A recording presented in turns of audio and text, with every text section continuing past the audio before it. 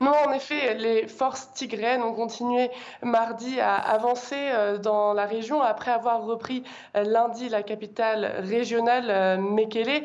Plusieurs villes dans le nord de la région, comme Shiré ou Adwa, seraient maintenant passées sous contrôle tigréen après un retrait des soldats érythréens qui contrôlaient donc cette zone depuis plusieurs mois. L'objectif des forces tigréennes est clair, c'est de reprendre le contrôle sur toute la région. Le porte-parole du Front de libération du peuple du Tigré a aussi indiqué que les soldats tigréens avancent au sud de la capitale régionale Mekele. Cela intervient alors que le gouvernement éthiopien a déclaré lundi soir un cessez-le-feu unilatéral officiellement pour permettre aux paysans de travailler dans leurs champs, pour faciliter l'accès humanitaire à la région. Mais de leur côté, les forces tigréennes voient ce retrait des forces éthiopiennes, des soldats érythréens comme une victoire militaire.